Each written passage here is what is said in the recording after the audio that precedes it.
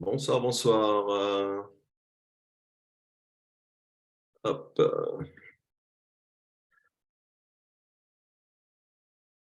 Allez, on va attendre que ça arrive tranquillement.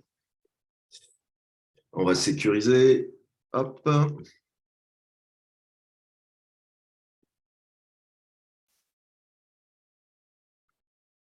Donc,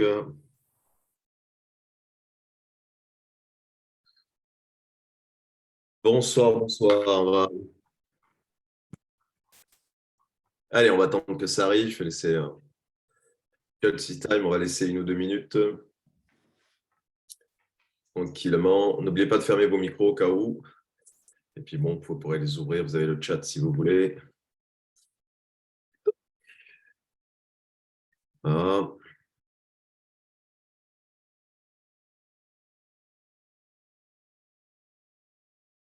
Allez.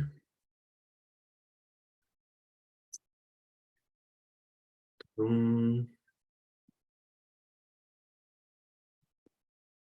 On va voir combien de personnes on est. Admettre. Hop.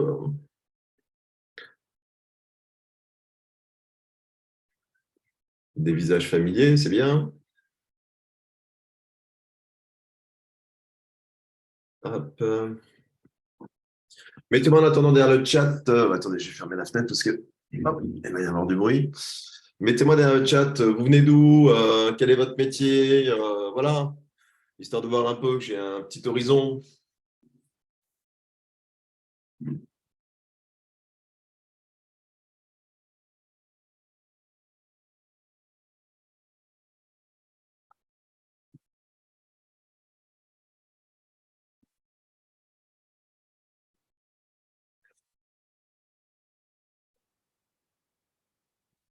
Ok.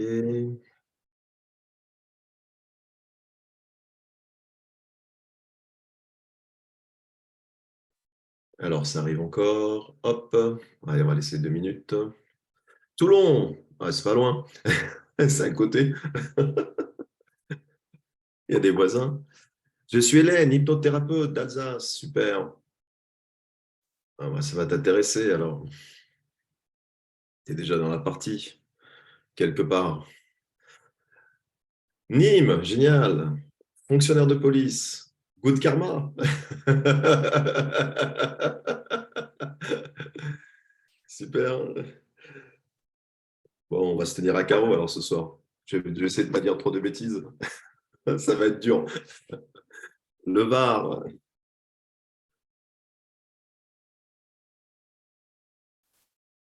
Yes.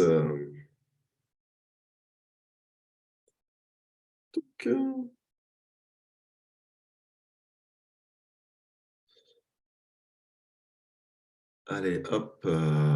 Marseillan, Lyon. Super. Magnifique.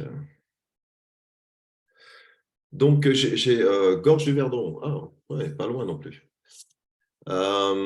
J'ai modifié un peu le système de conférence parce que il y a tellement de choses à dire que je me suis dit waouh. Et donc j'avais le choix entre faire 3 fois la même conférence, parce qu'elle va passer 3 fois, il y aura 3 dates différentes. Puis j'ai trouvé ça un peu ennuyeux, dans le sens où je me disais, ben, répéter la même chose, ben, les gens qui me connaissent derrière l'écran, c'est pas trop mon style. Voilà. Et je me suis dit, autant faire 3 conférences différentes en apportant du contenu dans chacune des conférences. Parce que moi, ça me permet d'avoir, de vous parler plus en profondeur de la karmathérapie. Et puis vous, ça vous permet peut-être d'avoir plus d'informations si le sujet est nouveau pour vous ou si vous êtes à un certain niveau dans ce sujet-là. Et donc, ce qui fait que n'hésitez pas, vous allez revoir passer dans mes publications les nouvelles dates. Ce sera le même titre, mais ce ne sera pas la même conférence. Donc, je préviens déjà les personnes qui sont derrière cet écran, ce qui fait que vous pourrez, Saint-Hippolyte dans le Gard, super. Vous pourrez, si vous voulez, de nouveau y participer, puisque j'aborderai des axes différents. Voilà, ça c'était pour prévenir ceux qui sont là ce soir. Ceux qui seront prévenus par l'enregistrement, ceux qui le verront en replay. Et comme ça, tout le monde est au courant. OK. Si vous avez des questions, Pendant que je parle, n'hésitez pas de le mettre dans le chat. Et après, il y aura un temps de questions-réponses de toute façon. Mais si jamais ça vous vient comme ça, eh bien, allez-y, posez-les. De toute façon, je la verrai. Et si je ne réponds pas tout de suite, j'y répondrai à la fin euh, par rapport à ça. Alors, ça continue à arriver. Allez, on va commencer. 35. Les gens ont assez le temps. Pour venir. Donc, la karma-thérapie. Bon, voilà une chose extraordinaire. Eh bien, je vais commencer par cette conférence, par un thème que vous connaissez, qui est fort à propos, c'est Namasté, n'est-ce pas? On ne peut pas parler de karma-thérapie sans commencer par vous dire Namasté, forcément, hein, ça nous met tout de suite dans le bain. Alors évidemment, je suis super content d'être là ce soir, de vous parler, pour une raison qui est très simple, c'est que c'est une connaissance, c'est une philosophie que je pratique énormément et que j'ai pratiqué énormément et pour moi et dans les personnes que j'accompagne et que j'accompagnais et que je vais sûrement accompagner quelque part. Et c'est vrai qu'ayant formé énormément de thérapeutes, à un moment donné, je me suis dit c'est quand même une clé essentielle en tant que praticien du bien-être d'avoir, parce que vous allez comprendre pourquoi durant ces 3 conférences. C'est super intéressant de se former à la karma-thérapie parce que ça vous ouvre des horizons, des états de conscience, des angles dans le traitement des problématiques pour lesquelles les personnes viennent nous voir, qui sont assez extraordinaires, assez phénoménales et surtout super efficaces dans la rapidité du changement ou de la prise de conscience, ou que ce soit mental, émotionnel ou pour des problèmes physiques. Mais vous savez que moi, je suis un féru d'histoire, je suis un féru aussi des histoires qu'on raconte. Et je vais commencer, vous aurez dans les 3 conférences, eh bien, une petite histoire liée au karma pour commencer la conférence. Et je vais vous raconter l'histoire du jardinier de l'âme. Eh bien, voyez, il y a un temps très lointain, en d'autres temps, en d'autres lieux, là où encore les anciens tapaient les tambours, et là où encore les anciens dansaient autour du feu, quels que soient les continents. Mais là, nous sommes en Inde, n'est-ce pas? Cela se passe dans des temps reculés, dans l'Inde antique, ancienne. Et dans ce village, qui est un village assez reculé, il y avait un homme qui s'appelait Baldev. Et Baldev était jardinier. Baldev s'occupait des jardins du Maharaja. C'était le jardinier en chef de tous les palais du Maharaja. Donc, il avait une responsabilité très importante, qui était celle que quand le Maharaja se levait, et qu'il regardait son jardin, eh bien, il devait être traversé d'émotions positives, de beauté, de paix, de sérénité, d'extase d'être en vie et de s'émerveiller chaque matin que le monde, son monde à lui, soit aussi beau, soit aussi parfait, soit rempli de couleurs. Et donc, évidemment, Baldev était un jardinier qui prenait sa fonction à cœur, car il savait pertinemment dans son fort intérieur que de l'humeur du Maharaja dépendaient les décisions qu'il allait prendre pour tous ces sujets. Et on le sait tous, quand on est en colère, quand on est triste, quand on est fâché, eh bien on prend toujours de mauvaises décisions. Donc Baldev prenait son travail très au sérieux et très à cœur et s'était donné une haute estime de ce qu'il faisait parce qu'il se disait, si je réalise les jardins les plus beaux, eh bien, mon Maharaja sera un homme heureux, et si mon Maharaja est un homme heureux, tous les sujets dont je fais partie, eh bien, profitons de ces sages et bonnes décisions. Et donc, il avait une technicité, un talent, un don, une capacité hors pair à faire pousser ces plantes magnifiques, à les faire fleurir. Et donc, il avait même le talent de prendre des graines anonymes, informes, pas parfaites. Et malgré la petite qualité des graines que parfois on lui donnait, il arrivait toujours, par son savoir-faire, par son amour, par sa technique, eh bien, que ces graines mal formées fassent de splendides fleurs. Mais ce qui peut paraître paradoxal, c'est qu'en même temps, Baldev avait au fond de lui une tristesse constante. Il n'en connaissait pas forcément l'origine. Il aimait son métier, il se sentait respecté, il sentait qu'il avait un rôle important dans ce karma-là. Il sentait que, eh bien, il avait un potentiel de changer la vie des gens autour de lui par la beauté des jardins qu'il créait, mais en même temps, il avait cette tristesse au fond de lui constamment. Et il ne comprenait pas pourquoi. Il avait tout dans ces temps difficiles anciens pour être heureux. Il travaillait à la cour du Maharaja, il était respecté, il avait un bon salaire, il pouvait nourrir plus que 80% des autres personnes, sa famille, il pouvait s'occuper des gens qu'il aimait, il avait les moyens financiers, il avait ce qu'on pourrait dire à l'époque, eh bien, il était dans la bonne caste. Il était né dans la bonne caste. Donc, il avait même eu cette chance dans ce karma-là d'être né dans cet endroit-là, au bon moment, dans la bonne caste, en Inde. Et pourtant, Baldev avait cette énorme tristesse en lui. Et il ne comprenait pas. Et parfois, ça l'impactait.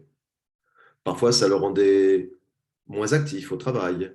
Ça lui faisait poser beaucoup de questions sans réponse. Il mentalisait énormément. Il vivait une incompréhension entre sa qualité de vie et sa qualité intérieure. Et donc, un jour, il raconte ça à un de ses frères. Et son frère a du mal à le comprendre parce que il est celui qui a le plus réussi dans la famille, qui a le meilleur poste, la meilleure position, qui est le plus respecté, le plus aimé. Mais il entend son frère. Et il dit à son frère, écoute, moi, je suis un pauvre paysan, je n'ai pas la connaissance pour t'aider. Par contre, je connais un sage qui s'appelle Narayan, qui lui aura sûrement la réponse à ta question, qui pourra peut-être te donner des solutions par rapport à cette tristesse qui devient de plus en plus grande en toi, malgré que toute ta vie est merveilleuse autour de toi. Et donc il écouta son frère, il se rendit dans le village de ce sage Narayan. Et Narayan était un spécialiste de la karma-thérapie. C'était un médecin hindouiste, mais qui était spécialisé, non pas dans l'Ayurveda, mais dans la karma-thérapie. Et il était renommé dans cette région d'Inde pour sa connaissance dans la karma-thérapie. Et donc ce sage Narayan écoute Baldev. Et il lui dit, est-ce que ça te dirait de vivre l'expérience de la karma-thérapie pour trouver la cause, l'origine première de cette tristesse qui est en toi? Parce que, vu la façon dont tu vis, vu tes conditions de vie, vu que tu as trouvé ta place, vu le respect que tu vénères autour de toi, cela ne peut venir que d'un ailleurs que tu as oublié. Et donc Baldev donne son accord. Et ce sage, Narayan, commence la karma-thérapie et commence à lui faire la régression karmique, qui est une des méthodes dans la karma-thérapie que je vais vous enseigner aussi dans cette formation. Et alors, qu'est-ce qui se passe? Eh bien, dans cette régression karmique, ce jardinier de l'âme, Baldev, eh bien, revit quelques vies passées. Et quelle que soit la forme des vies passées qu'il revit, il se rend compte qu'il a été plusieurs fois quelqu'un d'assez méchant et d'assez cruel, qu'il a causé par sa méchanceté, eh bien, beaucoup de souffrances autour de lui. Et il s'est alimenté des douleurs qu'il infligeait, des sévices qu'il infligeait, des manipulations qu'il infligeait dans ses vies karmiques, eh bien, il se nourrissait de cette énergie-là. Il se nourrissait de la souffrance des autres et de son pouvoir de pouvoir les maltraiter à tous les niveaux auxquels il avait envie de les maltraiter. Et donc, évidemment, il fait 3-4 régressions karmiques, et les 3-4 régressions karmiques, même si c'est des vies différentes, le fond est le même. Et Baldev, eh bien, il commence à comprendre. Il commence à comprendre que, finalement, cette tristesse qu'il a, Eh bien, elle vient du fait qu'il donne des plantes magnifiques qui ont pour conséquence des effets positifs pour ceux qui se promènent dans le jardin. Mais il ne plante pas ces graines-là dans les personnes qu'il connaît. C'est-à-dire qu'il arrive à apporter une certaine forme de gaieté, de joie, de beauté de la vie, mais par un pilier qui est les fleurs, les plantes. Et donc, le sage, eh bien, Narayan lui dit, si tu as ce talent-là, avec des graines qui ne sont pas exceptionnelles, de donner aussi de belles plantes, la tristesse est un message de ton âme qui te dit que tu peux faire la même chose dans l'âme des personnes que tu croises directement. Et qu'au lieu de seulement planter la graine dans ton jardin pour changer les âmes, tu pourrais planter cette même graine directement dans l'âme, dans les âmes qui te croisent. Et c'est ton âme qui crie vers toi en te lançant cette tristesse en disant, Baldev, tu n'utilises que 50% de ton talent. Oui, c'est bien ce que tu fais de faire des belles plantes. Mais imagine si tu mettais les graines de la guérison, de la beauté, de la paix, de la sérénité, de l'émerveillement directement dans l'âme des personnes qui te croisent. Et voyez-vous, c'est pour ça que ce jardinier a changé. Il a compris que son champ de lumière pouvait être différent, plus pertinent, plus transformateur, plus lumineux. Oh, il n'a pas arrêté d'être jardinier, mais il a été beaucoup moins. Et une partie de ses journées, eh bien, il recevait des personnes pour leur planter les graines, pour qu'elles fleurissent et qu'elles donnent à l'intérieur de ces personnes-là cette notion de paix, de sérénité et de beauté. Et c'est pour ça que, jusqu'à la fin de sa vie, on l'a appelé le jardinier de l'âme.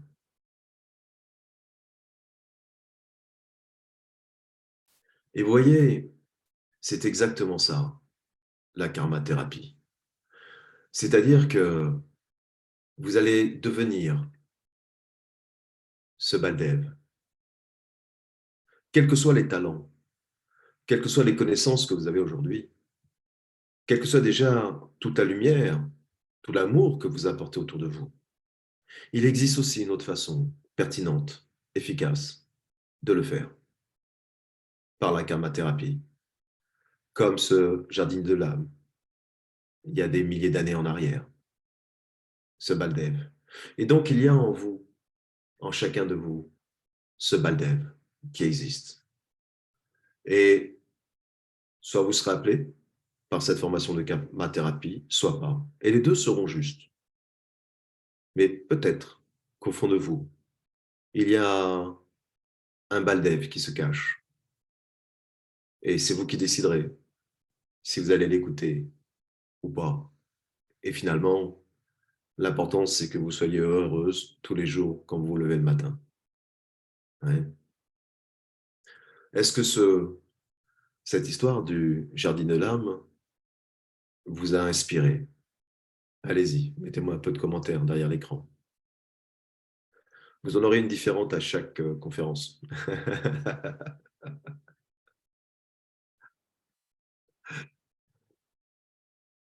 Alors, j'attends un peu dans les chats. Bien sûr. Oui, mais c'est bien sûr.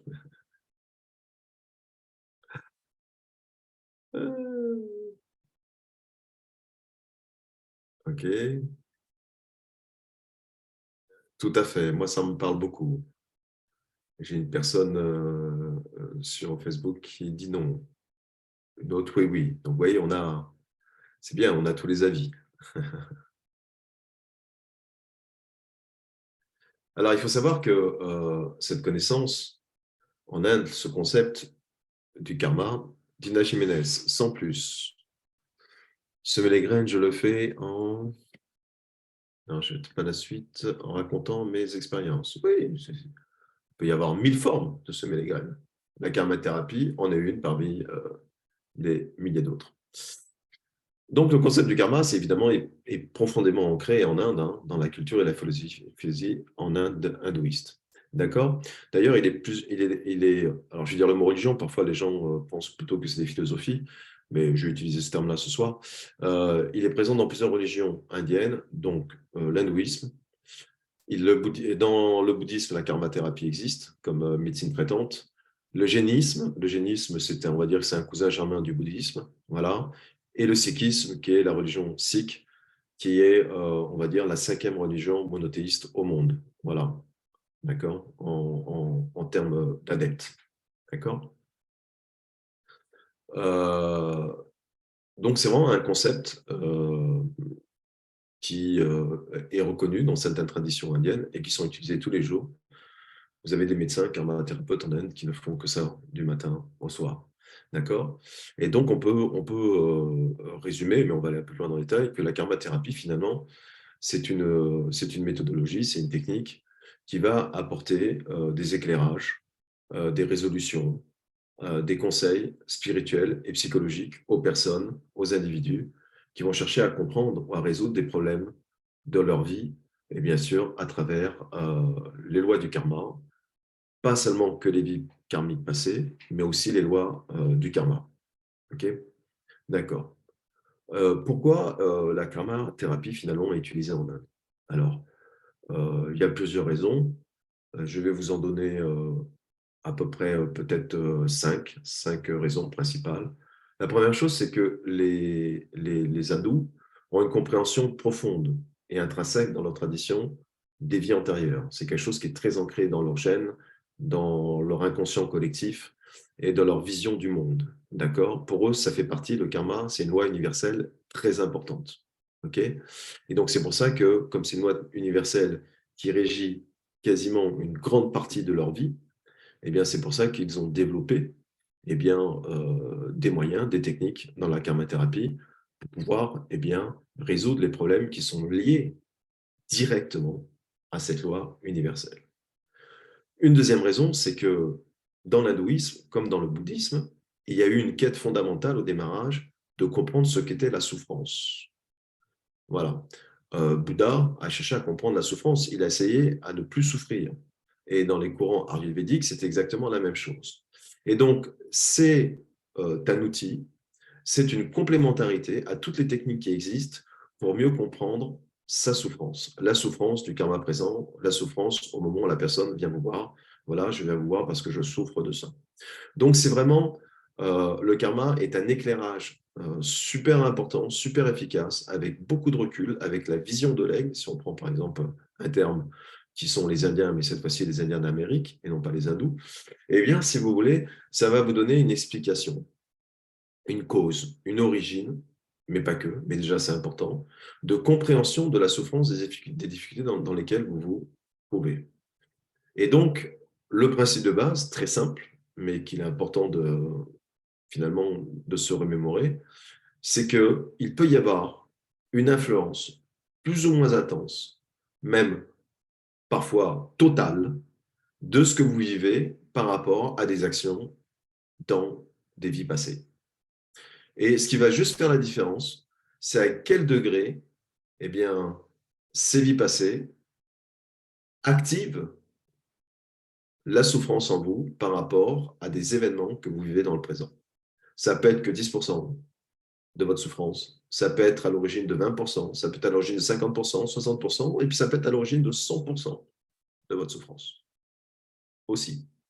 D'accord? De toute façon, que ce soit 10 jusqu'à 100, quel que soit le chiffre de pourcentage, eh bien, vous diminuerez de toute façon, en pratiquant la karmathérapie, eh bien, l'intensité de la souffrance, qu'elle soit physique, émotionnelle, spirituelle, mentale, la personne qui vient vous voir, de toute façon. Donc, on a toujours quelque chose à gagner pour la personne qui vient vous voir dans la karma thérapie. Donc, ça, c'est le deuxième levier, c'est la compréhension de la souffrance. Le troisième levier de la karma thérapie, pourquoi le peuple d'Inde l'a mis complètement dans cette technique de guérison, c'est que ça va apporter aussi des solutions aux problèmes. Les gens viennent en général vous voir pour deux choses. Un, je souffre. Deux, je voudrais m'en sortir. Donc, j'aimerais avoir une solution. Et les deux sont extrêmement liés de toute façon. D'accord?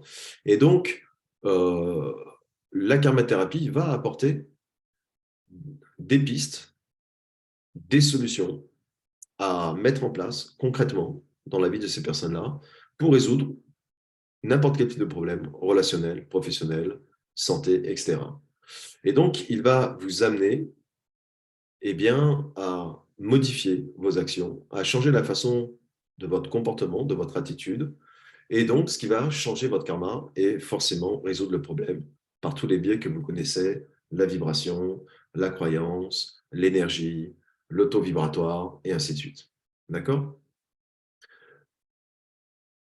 Quatrième levier qui est très important qu'apporte la karmathérapie, et c'est une chose que je vois énormément dans mes accompagnements, dans mes formations, c'est la responsabilité personnelle. Et ça, c'est très important. Écoutez bien ce que je vais vous dire. Vous êtes, je suis responsable de votre vie. Et quand je dis le mot responsable, je ne parle pas de culpabilité. Ne confondez pas le mot responsable avec coupable. Ça n'a rien à voir. Oh, je sais, on vous l'a vendu souvent comme ça dans votre vie. On vous l'a vendu souvent comme ça dans des discussions où les gens voulaient vous culpabiliser en vous disant « Toi, tu es responsable de ça ».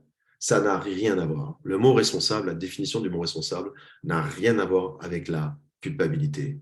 Mais les gens, dans la dialectique, dans la manipulation, en se faussant de leur propre responsabilité, vous ont fait croire que responsable voulait dire coupable. Ça n'a rien à voir, et en tout cas dans la karmathérapie, ce n'est pas du tout la signification du mot responsable. La signification du mot responsable, elle joue sur deux niveaux dans la karmathérapie. D'abord, responsable, ça veut dire quoi? Ça veut dire je choisis d'être mon propre soutien. Je choisis d'être mon meilleur ami. Je choisis d'être mon propre père, ma propre mère intérieure. Je choisis d'être la personne sur laquelle je peux le plus compter. Ça veut dire ça, être responsable. Ça veut dire je choisis d'être mon plus grand pilier. Je ne me trahirai pas, je ne m'abandonnerai pas, je vais me soutenir. Responsable, ça veut dire je choisis de me soutenir. Je suis mon meilleur soutien. Ça, c'est la première chose que la karmathérapie va vous apporter.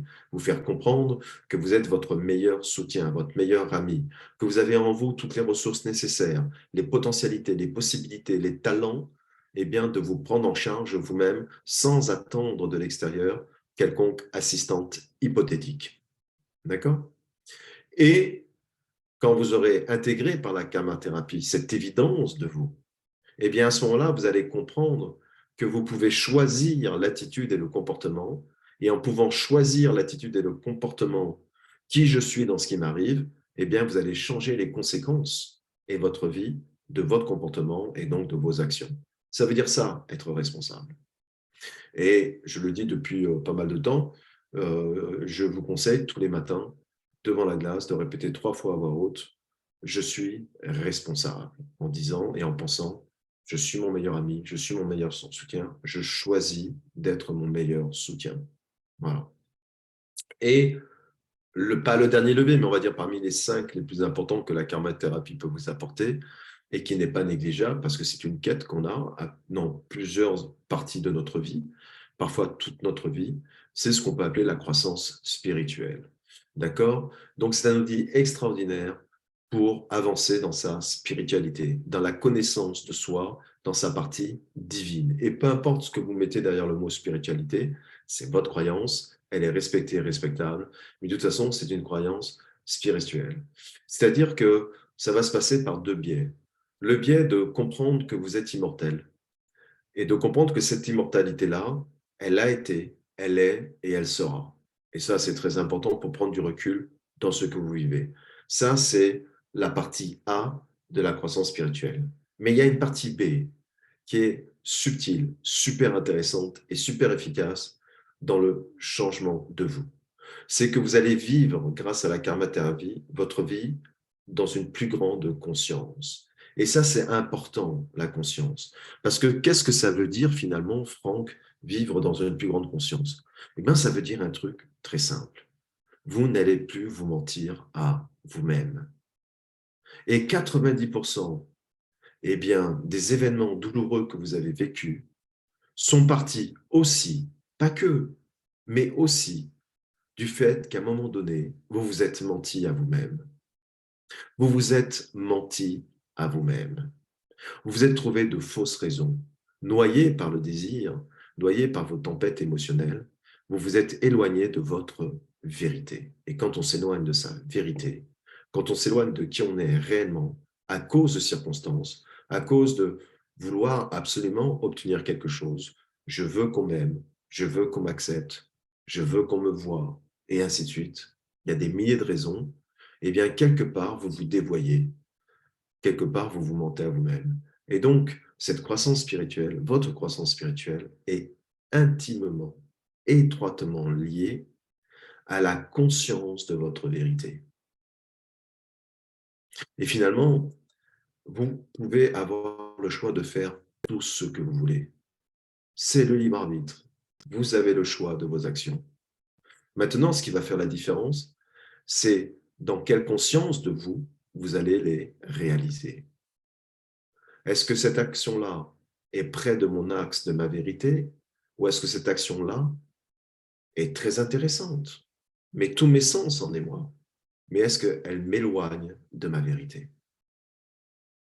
Et la karma-thérapie permet bien, de vous mettre en place ce système d'alerte qui va vous dire, oui, c'est très flamboyant, c'est super intéressant, ça va être super intense, mais attention, ce n'est pas ta vérité. Tu as le droit d'aller expérimenter ça, mais ne te mens pas à toi-même. Ne cherche pas de fausses raisons pour le faire. Et si tu le fais en ayant conscience que ce n'est pas ta vérité, déjà l'impact sera beaucoup moins important de ce que tu vas engendrer dans ton action. Parce que tu ne seras pas menti à toi-même. Donc, vous voyez, ça, c'est très important. Est-ce que vous avez, allez-y, je vais me taire 5 minutes. Est-ce que vous avez des questions à me poser par rapport à tout ce qu'il a dit? Est-ce que ça vous parle? Est-ce que vous voulez des précisions? Allons-y. C'est à vous de jouer. Je continuerai après. Alors, est-ce qu'il y a une différence entre l'hypnose quantique régressive de Dolores Cannon? Si oui, lesquelles? Alors, ça va être des différences de méthodologie, mais le principe va rester le même. Sauf que si tu veux, Dan, on n'apprendra pas que l'hypnose quantique régressive dans la karmathérapie. C'est un des outils de la karmathérapie, mais il y en a d'autres. Voilà. Voilà. Et donc, si tu veux, il y a plusieurs formes d'hypnose régressive. Donc, je vais vous en apprendre deux. C'est entièrement suffisant. Après, c'est que des divergences minimes, c'est des formes différentes. Mais ça, comme dirait Coluche, ça ne change rien au schmilblick. D'accord? Et après, évidemment, il y aura d'autres méthodes associées. Parce qu'en fait, dans la karmathérapie, c'est intéressant d'accompagner la personne. C'est pas, en fait, si tu veux, l'information que je vous donne, c'est une possibilité, mais c'est pas juste, viens, tu fais une régression, puis ça s'arrête là. Puis vous laissez la personne partir avec sa régression karmique. Non, la régression marking n'a un sens que si elle est associée à un accompagnement. Tu vois? Et donc, je vais vous apprendre l'accompagnement associé à la régression. C'est ça qui est intéressant, pour suivre la personne par rapport à ça. Tu vois, le sage qui a suivi le jardinier de l'âme, il en a fait 4-5 et il a suivi, il a aiguillé. Moi, je vous ai raccourci l'histoire. Mais voilà, ça a pris un certain temps pour que toutes ces prises de conscience dans ce jardinier de l'âme prennent place et pour qu'il choisisse d'oser devenir sa nouvelle version de lui-même ou d'elle-même. Bon, merci pour ta question, Dan. Est-ce qu'il y a d'autres questions? Je vais voir derrière l'écran, derrière Facebook ou pas. Pour l'instant, je sais pas. Allez-y, hein, n'hésitez pas, ou j'ai été clair comme d'habitude.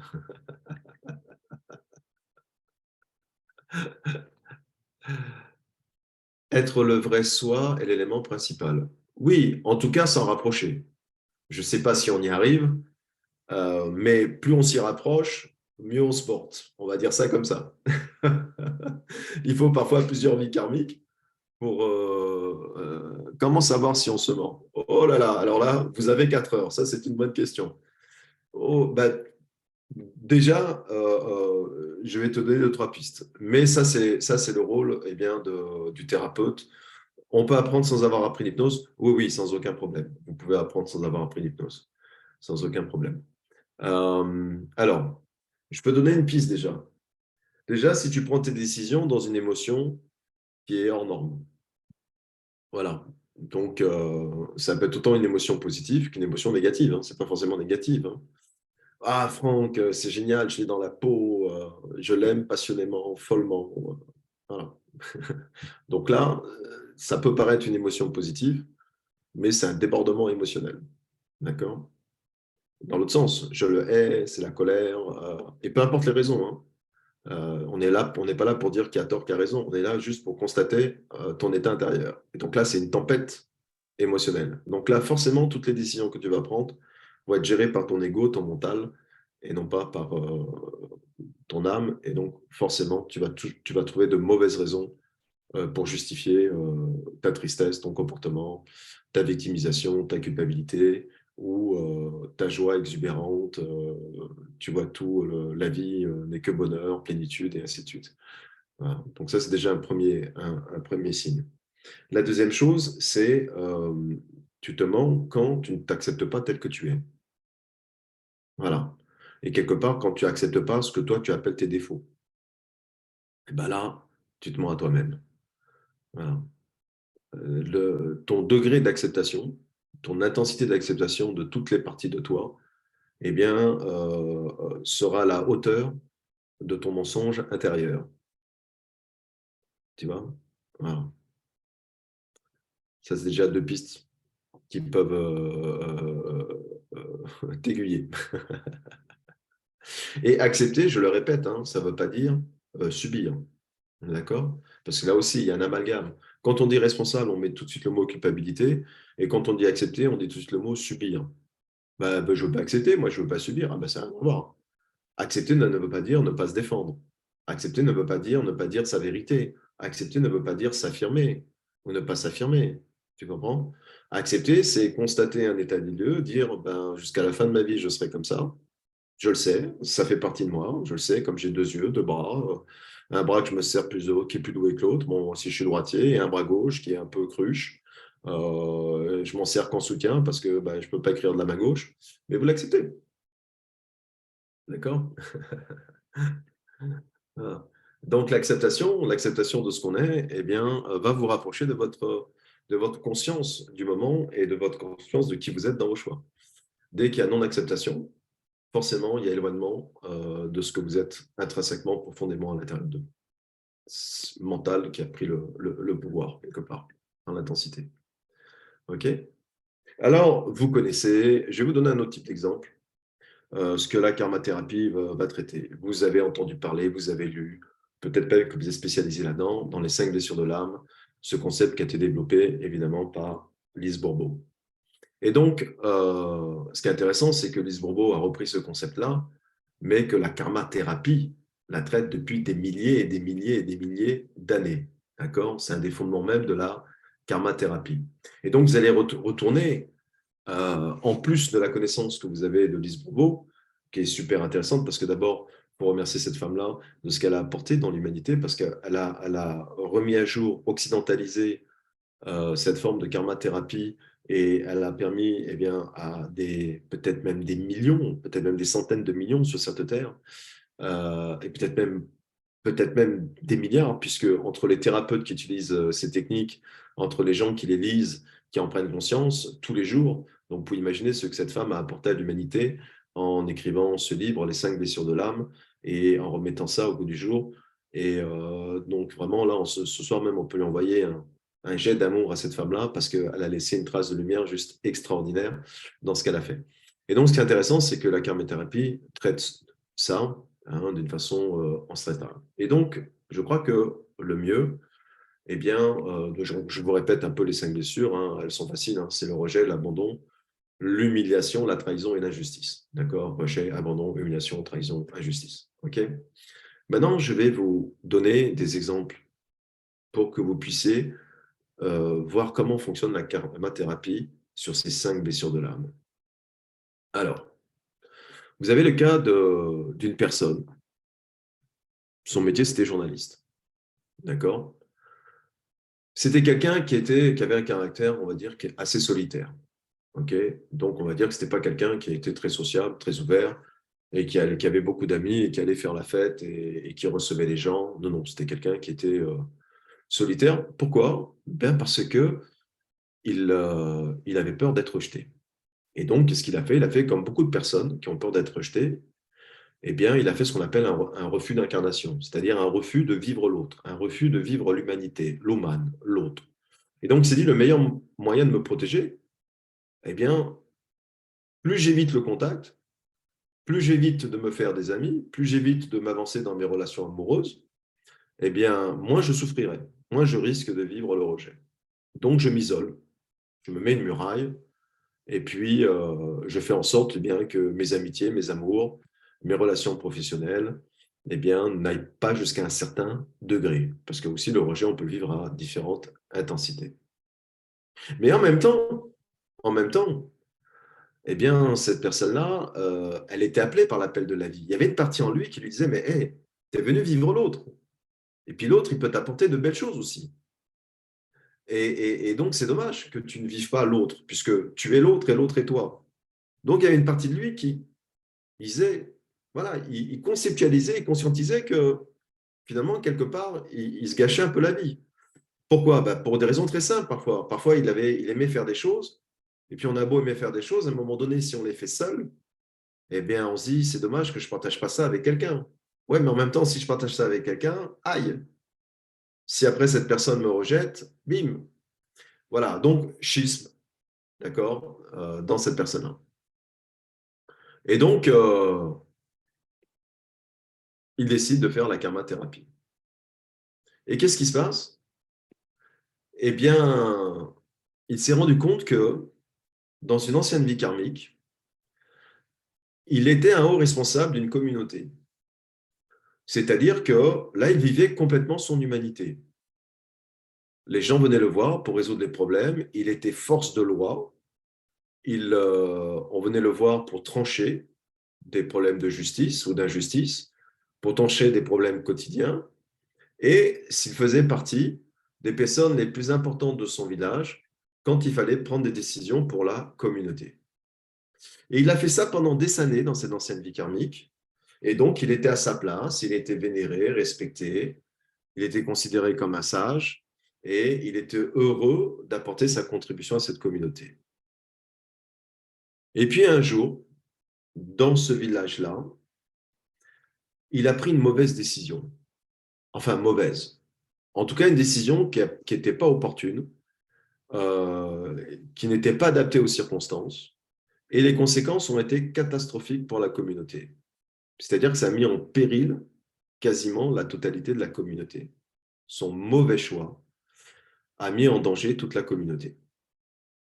Et d'un seul coup, eh bien, il est tombé de son piédestal. C'est-à-dire que l'erreur était tellement importante quand il a vécu dans sa vie karmique, des personnes en sont mortes. Donc il y a eu la mort, il y a eu la mort d'enfants, il y a eu la mort de femmes, il y a eu la mort d'hommes, il y a des familles qui ont perdu des êtres chers. Et donc ça a été infernos pour lui. La catastrophe la plus terrible qui pouvait arriver, eh bien, a négué ces années d'aide à la communauté. Et il s'en est beaucoup voulu, il en a beaucoup souffert. Il s'éloignait lui-même de son village, c'est-à-dire qu'il savait, il a dit, je ne pourrais pas supporter les vivants, le regard accusateur des vivants qui m'ont rejeté toute la faute sur moi, d'avoir perdu leur enfant, leur femme, leur frère, leur père, leur mère, etc. Et donc, il a préféré partir. Il a préféré partir et vivre une vie de solitaire, reclus, et ne plus avoir aucun rapport avec les êtres humains. Et donc, dans la karma-thérapie, tout ça s'est ressorti en quelques séances. Voilà. Et donc, il a compris d'où venait l'origine de cette peur du rejet. Elle n'était pas seulement du présent. Elle était fortement à 80%. C'est-à-dire que cette blessure d'âme était tellement importante dans l'ancienne vie qu'il est revenu avec ça. C'est-à-dire que son âme était à fleur de peau par rapport à la sensibilité du rejet. Et donc, évidemment, avec l'accompagnement, avec la conscience des régressions, eh bien, maintenant, cet homme-là a une vie normale. Il a su, en étant accompagné, eh bien, faire la part des choses et s'ouvrir beaucoup plus à l'autre et se rendre compte que finalement, eh bien, les choix font partie intégrante de la vie et que les conséquences de ces choix-là, eh bien, on ne maîtrise pas tout. On ne maîtrise pas le bien qu'on fait. On ne maîtrise pas, j'aime pas ce mot-là, mais pour que je sois compréhensible, entre guillemets, le mal qu'on pourrait faire, que les gens percevraient de nous. Et donc, finalement, la seule chose qu'on maîtrise, c'est être soi dans ce qu'on va choisir. Il avait fait, il avait fait un péché d'orgueil dans l'autre vie. Il avait tellement, pendant des années, pris que des bonnes décisions qu'il pensait qu'il était infaillible, qu'il pensait qu'il avait toujours raison et qu'il pensait que son opinion était, il était plus intelligent que les autres et que son opinion était plus éclairée que les personnes qui lui avaient dit « Oh, attention, si on fait ça, il ne les a pas écoutés ». Voilà, péché d'orgueil, péché de fierté, péché entre guillemets de facilité. Et on peut dire le mot, je vous dis péché, mais on pourrait dire comportement, attitude, tout simplement, ok, pour sortir de ce contexte qui pourrait paraître religieux. Voilà. Donc, si vous voulez, eh bien, voilà comment on a pu résoudre, eh bien, chez cet homme-là, la blessure du rejet. Un autre, alors oui, mais quand tu le découvres, c'est le thérapeute ou le consultant qui comprend. Alors c'est l'un ou l'autre ou les deux. Parfois, c'est tellement évident, et je te remercie de ta question parce qu'elle est super pertinente. Souvent, les personnes vont comprendre. Alors, peut-être pas la première régression, peut-être qu'il en faut en faire deux, trois, parce que chaque régression va vous apporter un morceau de brique. Moi, je vous raconte ça en résumé, mais l'histoire, peut-être, ne va pas arriver d'un seul coup comme dans un film. Il va y avoir une petite brique, vous allez la digérer, vous allez faire votre deuxième régression karmique, il y aura une autre brique, et ainsi de suite. Parfois, vous pouvez l'avoir en une fois, parfois en deux fois, parfois en trois fois. Ça dépasse pas un maximum 5 fois. Je veux dire, au bout de 5 fois, on ne vous donnera rien de plus. Donc ça, votre conscience supérieure, votre âme, vous délivre, et en fait, elle tient compte de ce que vous êtes, dans l'état dans lequel vous êtes, ce que vous êtes prêt à recevoir, et ainsi de suite. C'est pas le thérapeute qui décide, là. D'accord? C'est plus dans les mains du thérapeute. Le thérapeute, c'est celui qui fait de la karmathérapie. Il vous accompagne dans ce chemin-là, mais il ne peut pas maîtriser et diriger ce que vous allez recevoir. C'est pas dans ses mains. Il n'a pas le pouvoir ni la capacité. OK? Donc, voilà, moi j'ai eu de tout, hein. J'ai eu des gens en une fois, des gens en deux fois, des gens en trois fois. Je ne suis jamais allé à 5 fois. Moi, personnellement, j'ai des amis qui font de la karmathérapie qui sont allés jusqu'à 5. Des cas où c'est, mais moi, généralement, je ne suis jamais allé à 5. Le maximum que j'ai fait, c'est 3. Voilà. Et après, évidemment, l'expérience, la technique, les cas vont permettre au thérapeute, eh bien, aussi d'avoir des évidences, sa sensibilité, sa partie à lui spirituelle, d'avoir des évidences et de faire le lien et les ponts entre ce que les personnes ont vécu. Et donc, c'est vraiment c'est un travail qui est co-créateur, hein. Vous êtes partenaire avec la personne qui vient vous voir, hein, bien sûr. Hein, voilà. Alors, je vais vous donner un exemple, par exemple, pour l'humiliation, la blessure d'humiliation. Eh bien, vous avez une personne qui est comptable, d'accord? C'est une personne qui, déjà, au départ, dans ce karma-là, elle est née elle n'avait pas beaucoup d'estime d'elle. Voilà, elle est née avec très peu d'estime de soi, la fameuse estime de soi, d'accord? Et ce qu'elle faisait, ben, elle, c'est qu'elle avait un comportement de protection parce elle avait peur que si on la voyait, on pourrait l'humilier. Voilà. Elle avait tellement peu d'estime de soi qu'elle se disait oui, mais si je me montre trop, les gens vont se moquer de moi, ils vont me maltraiter, ils vont me rabaisser, ils vont croire que je veux prendre leur place. Donc, c'est une personne qui, comme on en connaît souvent, qui ne font pas d'ombre, d'accord? Qui se cachent toujours et qui peuvent être même parfois très silencieuses, qui ne prennent pas souvent la parole et on va dire qu'ils peuvent être hyper timides, hein, parce que parfois la forme d'hyper timidité, c'est aussi la peur d'être humilié. Donc, moins on me voit, moins je me montre, moins je fais de vagues, plus j'ai de chance qu'on ne me rabaisse pas, qu'on ne me dévalorise pas, qu'on ne m'humilie pas. D'accord? Et qu'est-ce qui s'est passé? Eh bien, évidemment, elle a voulu traiter ça avec la karma thérapie. Et en fait, ce qui s'est passé, c'est que cette personne-là, eh bien, dans une ancienne vie, elle a été considérée comme une sorcière. à l'époque de l'Inquisition.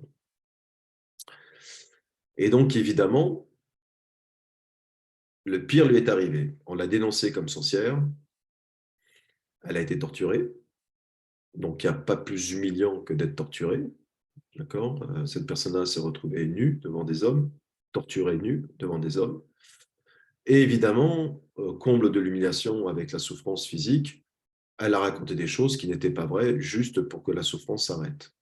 Donc, elle s'est dévoyée, elle s'est dénaturée en tant que femme guérisseuse, et elle a vendu tout le contraire de ses croyances pour éviter la torture.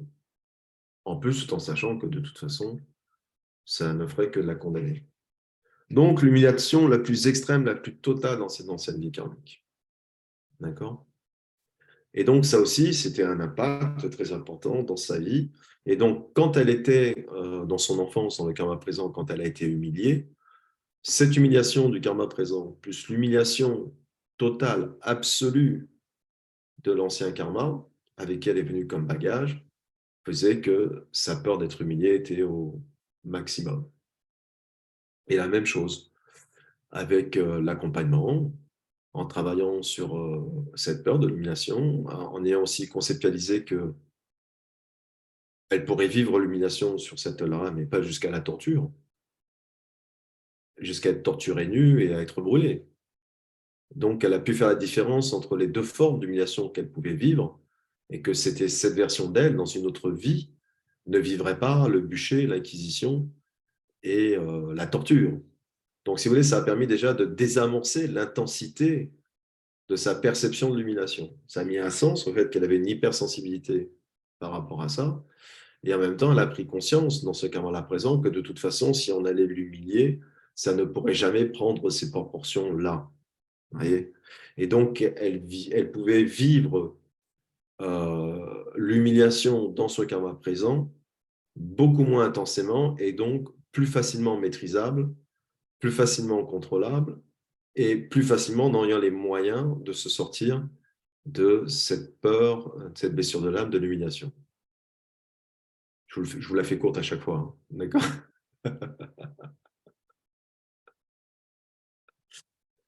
Voilà, donc je vous ai donné deux exemples. J'en ai pour toutes les blessures par rapport à ça. Est-ce que vous avez des questions? On y va.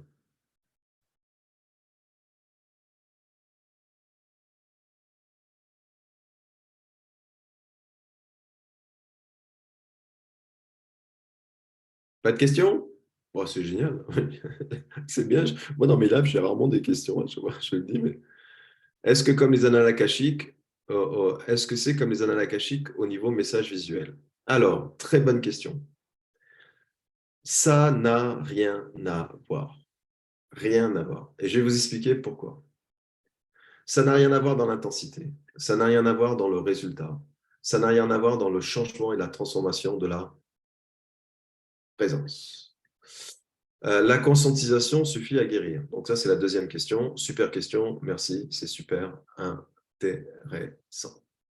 OK? Donc, qu'est-ce qui se passe?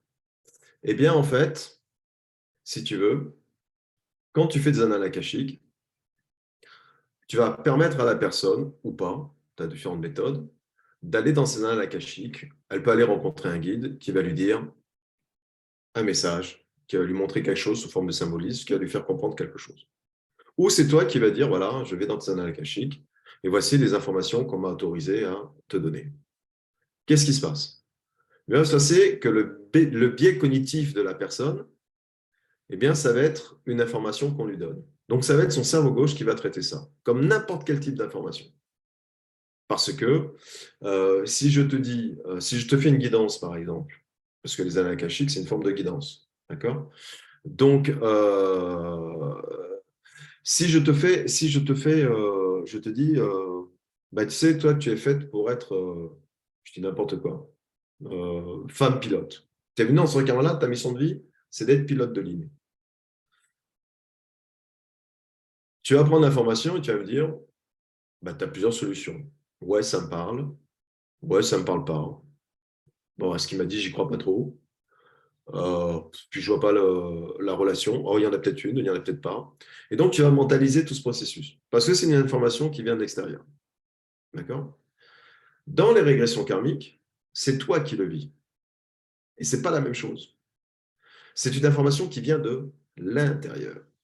Et c'est une information que tu vas ressentir à tous les niveaux. Tu vas la ressentir au niveau sensoriel, tu vas la ressentir au niveau émotionnel, tu vas la ressentir au niveau visuel.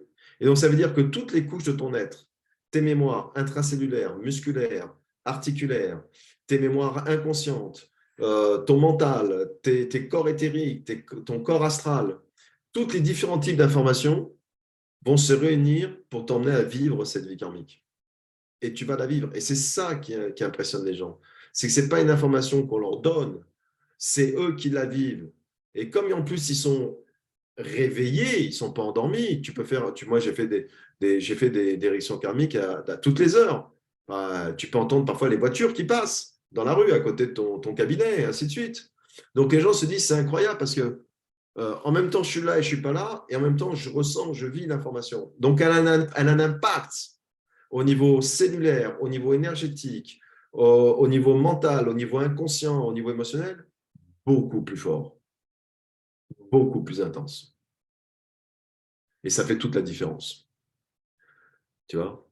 Et c'est pour ça que dans la karma-thérapie en Inde, on utilise beaucoup des méthodes où c'est la personne qui va aller vivre l'information, revivre la vie. Parce qu'on s'est rendu compte que c'était pour déclencher la transformation, c'était beaucoup plus rapide, beaucoup plus intense. Voilà, par rapport à ça. Et donc, par exemple, voilà, ça permet de rebondir. Alors, j'avais une autre question qui était, je vais aller essayer de voir.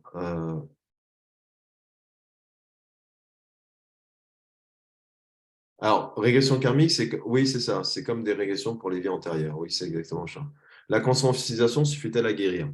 En tout cas, elle permet un bon. Je vais donner un exemple très simple, Céline.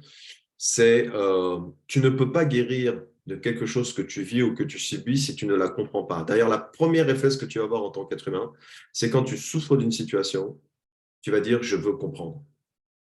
Pourquoi moi? Pourquoi il ou elle m'a fait ça?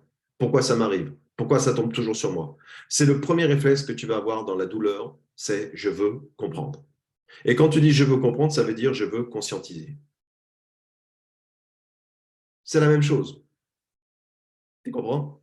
Et tant que tu ne comprends pas, il y a des gens qui gardent leur colère pendant 20 ans, 25 ans, qui vont développer des cancers émotionnels parce qu'ils n'ont toujours pas compris. Et comme ils n'ont pas compris, ils n'ont pas accepté. Donc la compréhension, la preuve, c'est la base de notre justice. On appelle ça les circonstances atténuantes. Oui, il a tué. D'accord, il a tué. Cette personne a tué. Mais qu'est-ce qui l'a poussé à tuer? C'était quoi son passé dans son enfance? Comment il a été éduqué? Dans quel milieu il vivait? Qu'est-ce que la personne en face a fait ou n'a pas fait pour qu'il ait cette réaction de violence envers elle ou envers lui? Et donc, la justice humaine, elle ne va pas condamner seulement l'acte, elle va chercher à comprendre les événements qui ont amené que cet homme ou cette femme-là a décidé ce jour-là de tuer. Et donc, selon les circonstances, les peines vont être circonstancielles et différentes par rapport à la compréhension de la situation. Et bien, vous, c'est la même chose. Les peines que vous vous infligez à vous-même, vous êtes votre propre tribunal. Vous êtes à la fois le bourreau et le juge. Et donc, ça veut dire que vous, dans votre vie de tous les jours, si on ne vous amène pas une autre compréhension, une autre conscientisation de votre acte, eh bien, vous allez vous donner des peines 1000 fois plus lourdes parce qu'elles sont infligées par vos croyances, vos émotions, et parce que vous n'avez pas été éclairé sur les circonstances qui vous ont amené à agir. Et la karma-thérapie, c'est votre propre tribunal. Vous comprenez? Et il y aura beau quelqu'un qui vous dira Ah, arrête, tu n'es pas coupable. C'est de sa faute. Tu as vu ce qu'elle t'a fait. Tu as vu ce qu'il t'a fait. Arrête d'être dur avec toi-même. Combien de fois vous avez entendu ça dans votre vie? Quand vous l'avez entendu, vous avez été plus gentil avec vous? Non, parce que c'est une information qui vient de l'extérieur. Il n'y a pas eu le jugement en vous. Vous n'êtes pas allé chercher les circonstances atténuantes qui a mené une nouvelle compréhension de pourquoi vous réagissez. Et donc, la réparation ne peut pas se faire sans le préalable de la compréhension et après de l'acceptation. Mais pour accepter, il est important pour les êtres humains de comprendre. Vous comprenez? Et ce qu'on fait très facilement, et je me mets le premier dans le panier, c'est beaucoup plus facile d'accuser l'autre que de tenir son tribunal intérieur. Personne ne veut aller dans un tribunal. Personne n'a envie de passer une journée dans un tribunal. Donc, personne n'a envie d'aller dans ce tribunal intérieur. Et c'est pour ça que c'est important d'aller voir quelqu'un qui fait de la karma thérapie. Parce que c'est lui qui va vous montrer qu'un tribunal, ce n'est pas du négatif, ce n'est que du positif. Et qui va vous accompagner dans votre tribunal intérieur en disant, ne t'inquiète pas, ça va 1000 fois mieux se passer que prévu. Et tu verras, ce sera 1 million de fois plus libérateur qu'accusateur. Et c'est pour ça que je t'accompagne. Tu ne seras pas seul dans l'aventure. Je suis ton partenaire. C'est pour ça que vous, quand vous allez à un tribunal, vous voulez un avocat. Il me faut un avocat, je ne peux pas aller au tribunal seul. Il faut quelqu'un qui connaisse le tribunal, qui me défende. Ben là, c'est la même chose. Quand vous faites appel à une karma ou un karma thérapeute, vous appelez un avocat du karma qui connaît le karma, qui connaît comment ça fonctionne, qui va vous éclairer sur ce que vous vivez, qui va vous montrer que ce n'est pas si terrible que ça et que vous avez surjoué votre pénitence. Mia culpa, mia culpa, mia culpa. J'étais pas assez ceci, j'étais pas assez cela. J'aurais dû, j'aurais pu si j'avais su. Et on s'en met des couches, et on s'en met des couches, et on s'en met des couches. Et on tombe dans la victimisation. Je suis une victime, je suis une victime, je suis une victime. Et des personnes même vont pousser ça. C'est jamais de ma faute. Donc ils vont s'éloigner d'être leur propre ami. On revient à la responsabilité. Je suis responsable.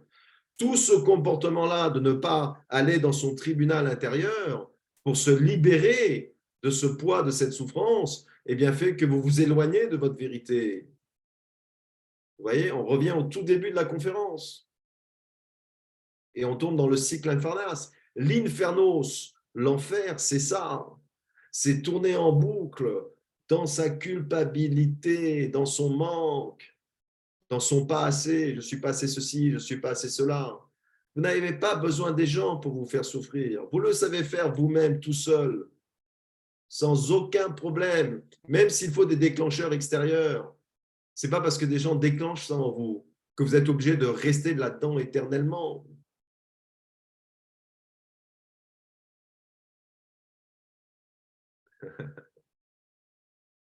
Là, je sens que ça, derrière l'écran. Ah ouais, quand même. Accusé, levez-vous. Oui, oui.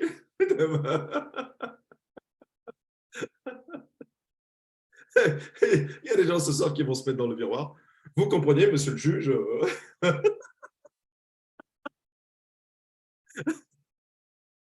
j'ai compris, je vais écouter ce qu'a dit Franck. Allez, la séance est ouverte. Alors, accusation. Oui, alors, pourquoi j'ai tué ma femme? Mais parce que je l'aimais. Eh bien, vous prendrez 20 ans. Pourquoi? Parce que quand on aime, on a toujours 20 ans.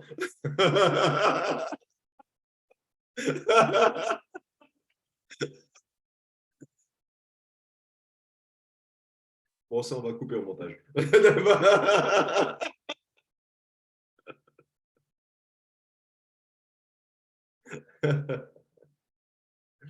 Donc, forcément, si vous voulez, bon, je suis allégé. J'ai réussi à faire rire une personne derrière Facebook, donc ça va. Je suis sauvé.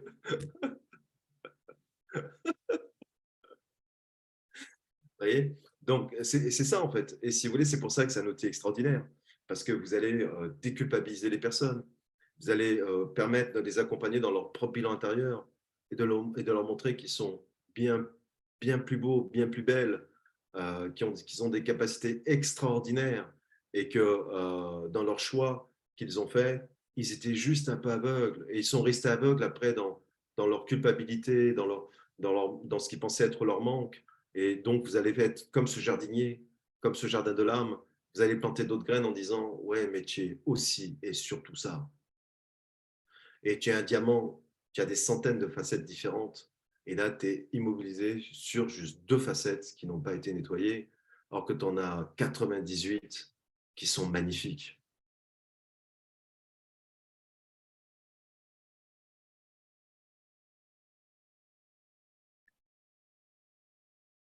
Alors, je vais vous parler du premier levier parce que je vous ai dit qu'on jouait sur 3 leviers dans le titre de la conférence. Donc, je vais vous parler du premier levier qui est la mémoire cellulaire. Donc, la karma-thérapie, c'est juste extraordinaire par rapport à votre mémoire cellulaire. Alors, on va faire rapidement. La mémoire cellulaire, c'est quoi? Eh bien, c'est un concept qui est très simple, qui est selon lequel nos cellules, par extension, pas que nos cellules, mais nos tissus, nos organes, d'accord, nos corps subtils, stockent des souvenirs, des expériences passées. La mémoire cellulaire, on va la résumer simplement comme ça. Et évidemment, ces souvenirs ne sont pas uniquement une connaissance intellectuelle, d'accord, ou cognitive, mais c'est aussi des émotions, ça peut être des sensations, et ça peut être aussi même des expériences de vie entières, d'accord? Alors, évidemment, on parle de mémoire cellulaire, on ne va pas dire que c'est au sens traditionnel du mot mémoire, mais on va parler de traces qui sont laissées par nos expériences. Si vous voulez, quand vous marchez sur le sable, eh bien, vos pieds laissent une trace. Mais ce n'est pas une trace qui est éternelle. D'accord? Le vent va souffler, l'eau, la mer va passer dessus et la trace va s'effacer. Mais vous avez laissé une empreinte. Donc, ce qui est génial dans les mémoires cellulaires, c'est qu'elles ne sont pas éternelles. On peut les transformer comme une trace de pied sur le sable. Et ça, c'est super intéressant parce que c'est là-dessus que la karmathérapie va jouer. On peut évidemment minimiser l'impact de nos traces.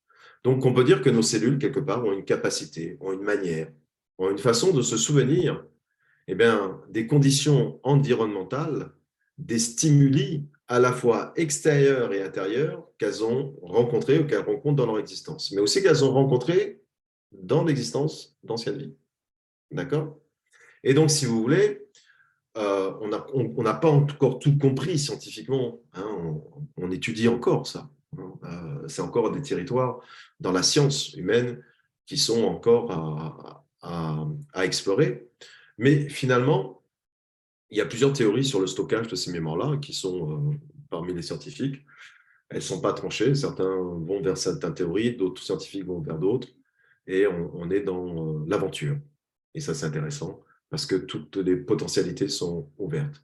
Et donc, c'est pour ça qu'on est dans l'aventure de toutes les informations qui sont stockées dans l'ADN et on est dans l'aventure donc de l'épigénétique. Donc, quand vous faites de la karmathérapie, vous faites déjà des soins d'ADN et déjà des soins d'épigénétique. Et donc, c'est une voie royale parce que d'ici 4-5 mois, je vais lancer ma formation d'épigénétique. Mais si vous voulez, ça, c'est déjà une branche qui est super intéressante. Avant de vous former complètement dans l'épigénétique et l'ADN, eh bien, vous avez déjà un moyen très facile, très rapide de modifier les mémoires stockées dans l'ADN, les stimuli intérieurs, extérieurs qui ont été stockés par le biais de la karma-thérapie. OK? Et donc, ça veut dire quoi? Eh bien, ça veut dire que la séquence de l'ADN, je vous l'ai dit, s'adapte continuellement à vous par la façon dont vous vivez, donc dans ce que vous mangez, dans ce que vous expérimentez, dans ce que vous pensez, dans ce que vous choisissez, dans vos actes, karma veut dire action, et dans la conscience dans laquelle vous vous mettez dans vos actes. Ça impacte directement, ça modifie à chaque nanoseconde votre ADN. Okay? Une autre théorie dans l'épigénétique qui invoque, c'est que eh bien, vos cellules elles peuvent stocker les informations en changeant la structure même de la cellule. D'accord? Ça veut dire qu'on s'est rendu compte que la cellule on a exposé les cellules à un certain type de stimuli, d'accord? Eh bien, la cellule va changer sa façon dont elle va communiquer dans l'avenir avec ce stimulus-là. C'est qu'elle va mémoriser ce que ce stimuli lui donne, et la prochaine fois qu'elle va rencontrer ce stimuli, eh ben, sa communication va être différente, parce qu'elle a intégré l'information que le stimuli lui donnait. Je la fais très courte. Hein. Okay, voilà. Donc, évidemment, quel impact ça a? Eh bien, c'est ce qui nous intéresse sur notre santé physique, mentale et émotionnelle, cette mémoire cellulaire. D'accord? Eh bien, évidemment, je pense que vous avez déjà la réponse, c'est un impact fondamental sur notre façon de vivre notre karma d'une façon fluide ou pas. Puisque notre corps, eh bien, est l'élément et l'instrument qui nous sert à vivre nos actions. Sans corps, il n'y a pas d'action. Si votre corps ne bouge pas, vous n'agissez plus. Si vous êtes immobilisé sur un lit, 90% de vos potentialités d'agir n'existent plus. Vous n'êtes plus dépendant, vous n'êtes plus autonome, vous êtes cloué sur un lit et donc vous êtes immobilisé. Immobilisé, ça veut dire ne pas bouger. Ne pas bouger, ça veut dire ne pas agir. Donc, quelque part, c'est une mort prématurée du karma. Quand vous êtes immobilisé sur un lit, vous vivez une mort karmique. Vous vivez une mort de l'action. Quand vous êtes malade, que vous ne soignez pas, que vous ne prenez pas en respect votre corps, que vous ne l'écoutez pas, eh bien, quelque part, si après ça vous immobilise une semaine, un mois, 2 mois, 3 mois sur un lit d'hôpital, eh bien, vous vivez une mort karmique, vous vivez une mort de l'action.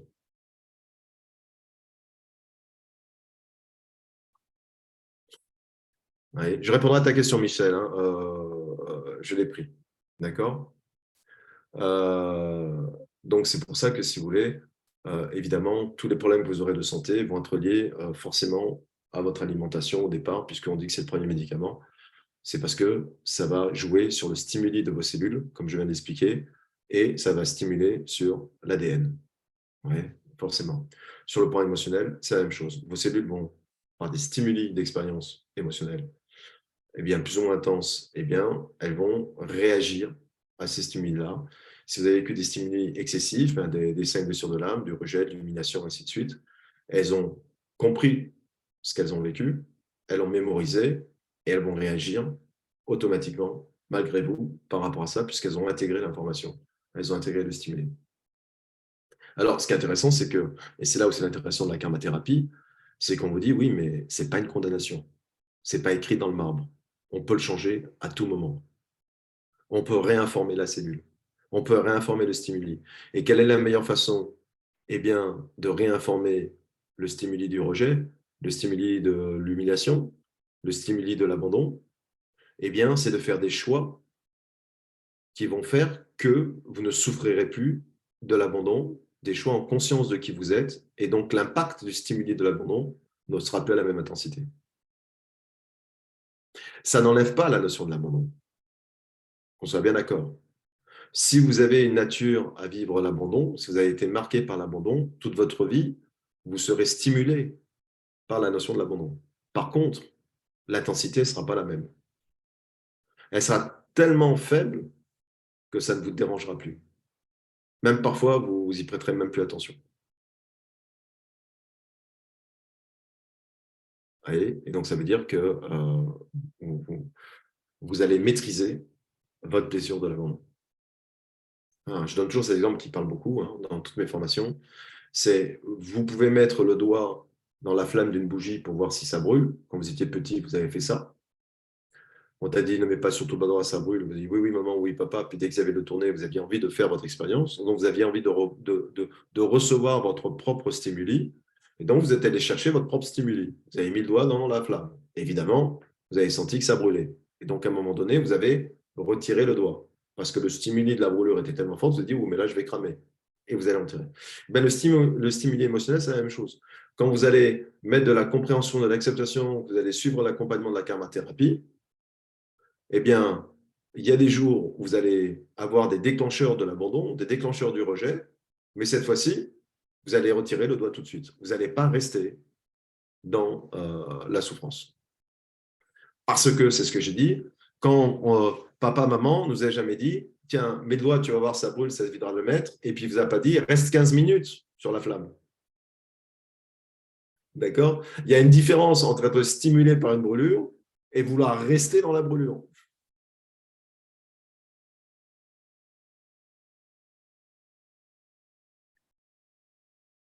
Vous comprenez? Voilà. C'est pour ça que je le répète souvent dans mes conférences. Alors, les gens qui me connaissent bien maintenant le savent, mais ceux qui me voient pour la première fois pensent que je suis quelqu'un qui est toujours très joyeux, qui est toujours très zen, qui prend toujours les choses avec du recul. Non, non, je suis tout l'inverse de ça.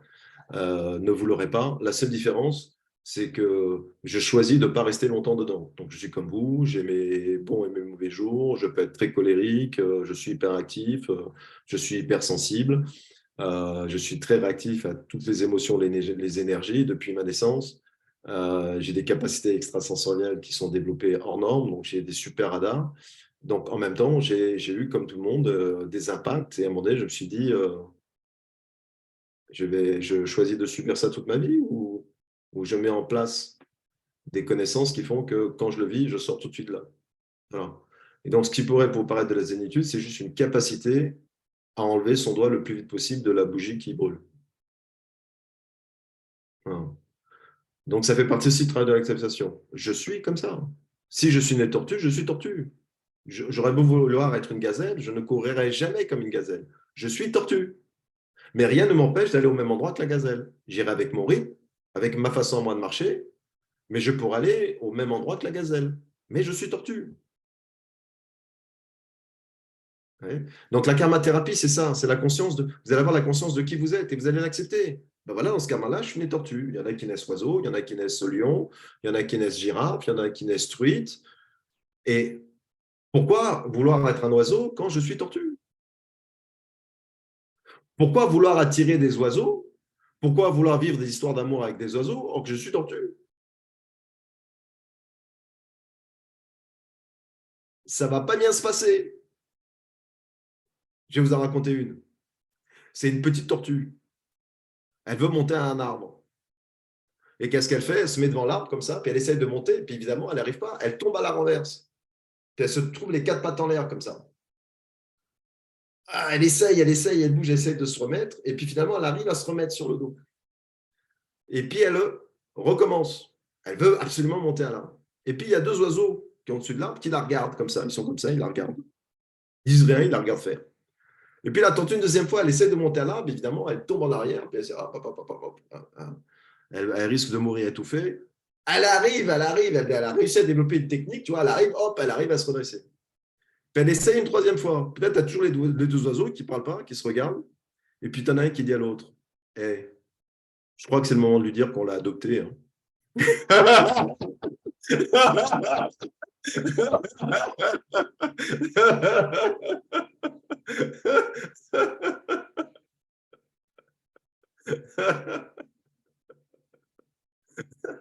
Vous voyez, ben, c'est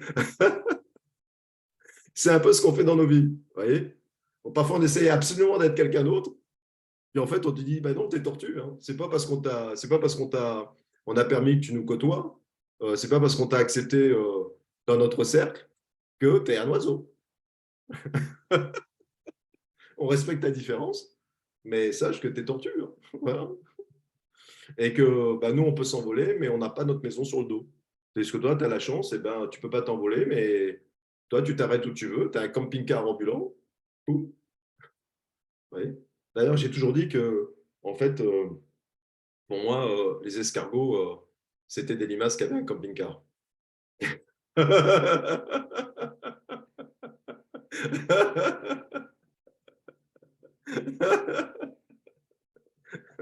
Ouais. Euh, Ils ont un peu triché dans la loi de la nature. Ils ont amélioré leur quotidien. Donc, si vous voulez, le premier levier qui va vraiment, eh bien, si vous voulez, vous servir, c'est ça. On va travailler sur cette mémoire cellulaire. Forcément, la karma-thérapie, c'est on travaille sur la mémoire cellulaire d'une façon vraiment un million de fois. C'est tellement efficace que c'en est génial. Ouais.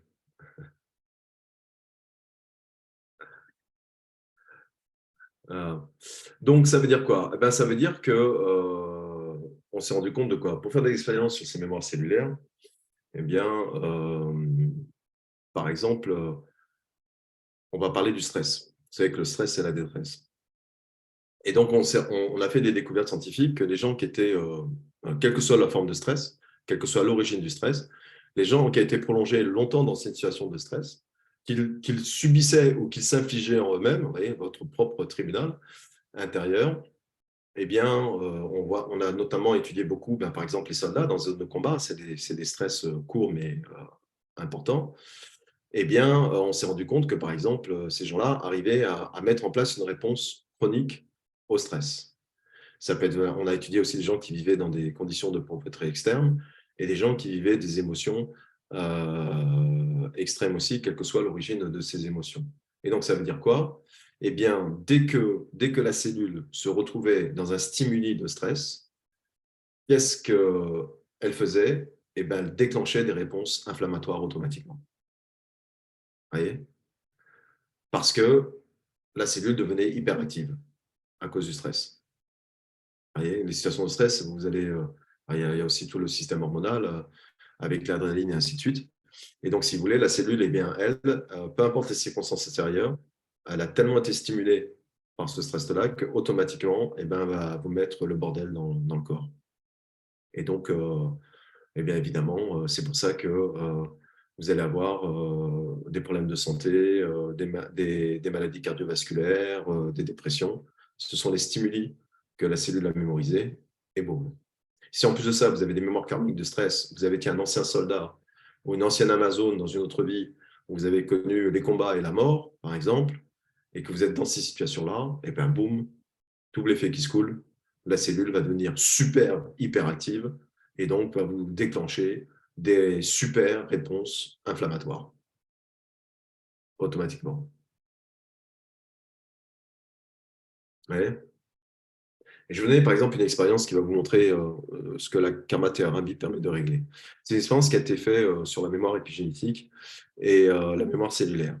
Et donc, ça a été une expérience qui a été menée durant la Seconde Guerre mondiale aux Pays-Bas. On appelait cette expérience-là la famine de l'hiver. Et donc, qu'est-ce qui s'est passé dans cette expérience-là? Eh bien, en fait, les chercheurs ont découvert que les enfants nés de mères à cette époque-là qui avaient vécu la malnutrition pendant la grossesse, eh bien, elles avaient un risque qui était 2 fois plus élevé, écoutez bien, hein, 2 fois plus élevé de développer des problèmes de santé comme l'obésité et le diabète de type 2.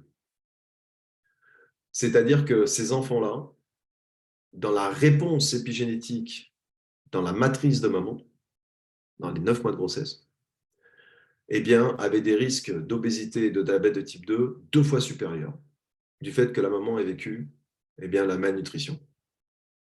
Ouais. Et même si les enfants, après, ont grandi dans un environnement, il connaît bien, même si le stimuli a changé, c'est-à-dire qu'après la guerre, eh bien, ces enfants eh bien, sont nés dans un environnement où la nourriture était normale, abondante, comme avant la guerre, eh bien, leurs cellules, écoutez bien, pour elles, elles étaient toujours en état de manque.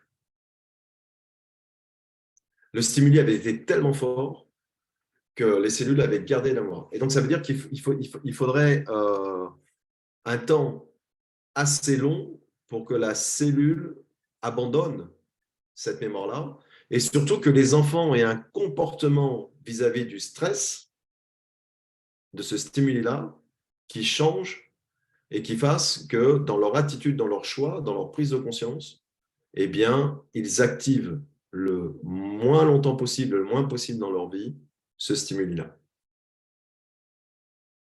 Et donc, c'est ce qui se passe. Je vais terminer par ça. Ce qui se passe, c'est que souvent dans les gens que j'ai accompagnés, pour des douleurs chroniques ou des choses comme ça, qu'est-ce qui se passait? Quand je leur demandais après des feedbacks, 4 mois, 5 mois, 6 mois après, ou que je les rencontrais 1 an après, quasiment tous me disaient, 8 personnes qui disaient, me disaient, Franck, euh, je vis toujours de temps en temps ce problème-là, mais alors, merci parce que c'est 1000 fois moins souvent et le peu de fois où ça arrive, c'est 1000 fois moins important. Donc, ça ne change rien à ma vie. Or qu'avant, ça impactait toute ma vie. Et ça, la karmathérapie permet ça.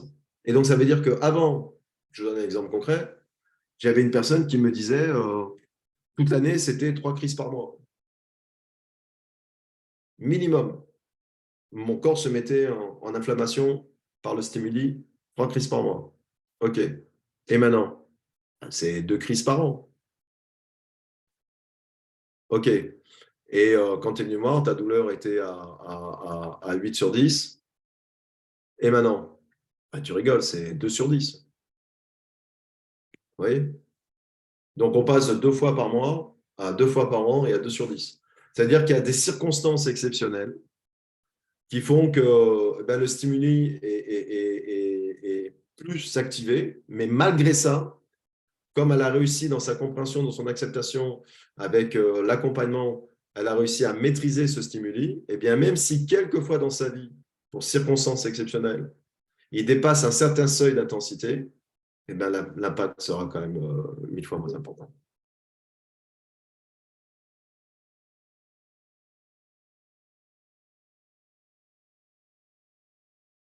Bien, bon, ben on a fait le tour pour cette première conférence. Donc, il y aura la deuxième conférence sera différente et la troisième sera différente aussi. On fera le deuxième levier et le troisième levier. Là, c'était la mémoire cellulaire.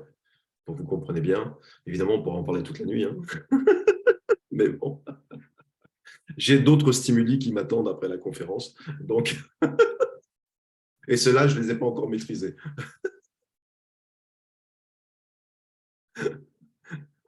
Voilà.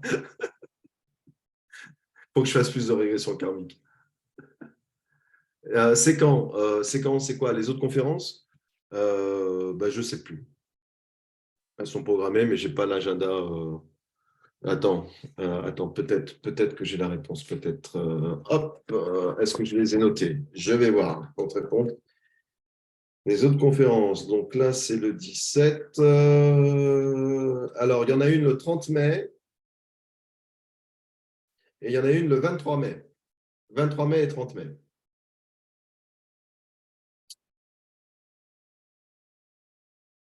23 mai et 30 mai. Et puis, le premier week-end de la formation de karma thérapie, ce sera le 23, 24 et 25 juin. Et après, il y aura le 21, 22, 23 juillet. C'est sur 2 fois 3 jours avec des Zoom-montres. Et ce sera en Haute-Savoie, à Végy, près de Annemasse et de Genève.